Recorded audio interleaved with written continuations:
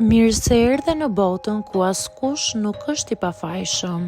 Sekrete shqiptare, vendi ku rrëfimet më të thella, më të ndaluara dhe më të pathëna të shqiptarëve marrin zë.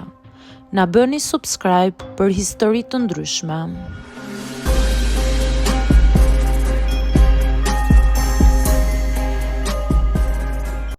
Jetoj me burrin tim dhe gruan e tij të parë, një marrëveshje që askush nuk e kupton. Nuk e di nëse mund ta quaj jetë apo kompromis. Ndoshta pak nga të dyja. Jam 38 vjeç dhe prej 5 vitesh jetoj në të njëjtën shtëpi me burrin tim dhe ish gruan e tij. Shumë njerëz nuk do ta kuptonin kurrë këtë marrëveshje, dhe ndoshta as unë vet nuk e kuptoj plotësisht, por ajo shtëpi me gjithë heshtjen dhe tensionin që mbart është bërë fati im. Kur e njoha Arbenin, ishte ende i martuar me Elenën, martesë që kishte përfunduar vetëm në letër, por jo në shpirt. Kishin kaluar bashkë më shumë se një dekadë dhe kishin një vajzë me emrin Ariana.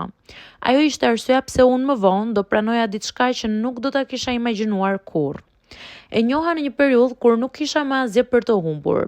Pas një divorci të dhimbshëm dhe një jete të lodhur me qera, më duhej stabilitet. Ai ishte i qetë, i kujdesshëm dhe më bënte të ndihesha e vlefshme. Më foli për jetën e tij, për vajzën, për Elenën, me një lloj respekti që më ka habitur. Nuk e përmendte me urrëtie, por me një ndjenjë përgjegjësie që nuk e kisha parë në burra të tjerë. Kur më propozoi të jetonin bashkë, më tha hapur: "Elena do jetoj me ne. Për vajzën dhe për paqen, nuk dua që ajo të ndihet e përjashtuar." Nuk ishte pyetje, ishte një kusht. Dhe unë e ecur për një fillim të ri pranova. Mendova se me kohën gjithçka do të bëj më e lehtë dhe se dashuria do ta zbuste situatën. Por dashuria nuk është gjithmonë e mjaftueshme. Në fillim, çdo ditë ishte një provë. Elena zgjoi herët, bënte kafen, ndonjëherë më linte edhe mua një filxhan, por gjithmonë në heshtje. Kishte një lloj pranimi të ftohtë mes nesh, si dy gra që ndanin jo vetëm shtëpinë, por edhe të njëjtin burr në kujtime, në kujdes dhe në praninë e tij. Unë përpiqesha të mos e ndjeja, punë, ushqim, pastrim, përkujdesje për vajzën, çdo gjë e ndarë në mënyrë të padukshme, por të kuptueshme. Unë isha gruaja e re, ajo ishte gruaja e vjetër. Dhe mes nesh qëndronte Arbeni që përpiqej t'i mbante të gjitha palët në ekuilibër. Ndonjëherë e kapja duke e parë Elenën me një lloj trishtimi që nuk e kishte fare me mua. Ishte si një kujtim që nuk ishte vdekur plotësisht. Ai kujdes që kishte për Arbenin më mbyste. E dija që nuk ishte më dashuri, por kishte faj, dhe faj është një ndjenjë më fort se çdo ndjenjë tjetër.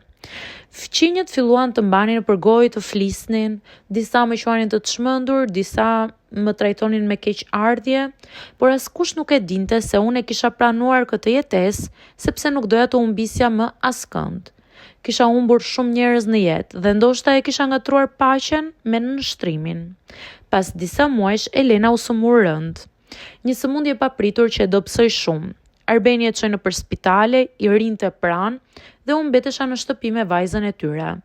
Fillova të kuptoja që ai nuk e kishte mbajtur Elenën për ndjenja, por për detyrim, për kujdes, për ndoshta një ndjenjë faji që nuk mund ta shlyente ndryshe. Kur ajo u kthye nga spitali, shtëpia u mbush me një heshtje ndryshe. Elena nuk ishte më e fortë, e përbuzur, as gruaja që më shikonte me një përbuzje të heshtur. Ishte një grua që kishte kuptuar se fundi i jetës vjen gjithmonë më shpejt se sa ne e mendojmë. Një natë, teksa ajo flinte në dhomën e saj, e dëgjova duke qarë. Jo me zë, por me frymarrje të thellë dhe të mbytur. Dhe diçka brenda meje u thye. Fillova ta ndihmoj, i gatuaja, i çoja çaj, e shoqëroja kur dilte në verandë. Ndonjëherë më shikonte gjatë pa thënë asnjë fjalë. Ishte sikur donte të më thoshte: "E di që nuk është faji yt, por fjalët nuk vijnë gjithmonë aty ku duhet." Në një mënyrë të çuditshme u bëm mikesha, jo nga dashuria, por nga lodhja, nga pranimi që të dyja kishim humbur diçka. Ajo burrin e dikurshëm, unë burrin që kur nuk do ta kisha plotësisht. Kur Elena ndroi jetë, shtëpia u boshatis. Arbeni ndryshoi rrënjësisht. Heshtja mbizotëronte, rinte orë të tëra duke parë nga dritarja. Ishte sikur humbi një pjesë të vetes dhe me të humba dhe unë një pjesë të asaj marrëdhënie që më kishte mbajtur. Ai s'më shikonte më me dashuri, por me faj. Fajin që kishte humbur njërën prej grave që e donte shumë. Pas varrimit, njerëzit më afroheshin me pyetje të pashprehura në sy.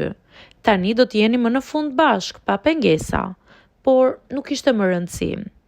Ishte një burr i thyer dhe një grua që e kuptoi shumë vonë se dashuria që ndan shtëpinë me dikë tjetër nuk është dashuri.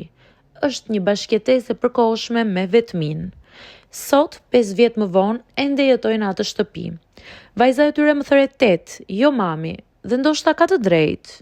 Në dhomën e Elenës mbaj vetëm një karige dhe një dritare që hapet gjithmonë në mëngjes. Ka ditë që mendoj se ajo rri aty, e padukshme duke parë se si unë jetoj me të njëjtin burr, por me një dashuri të shtuar. Njerëzit nuk e kuptojnë marrëveshjen tonë. Ndoshta nuk do ta kuptojnë kurrë.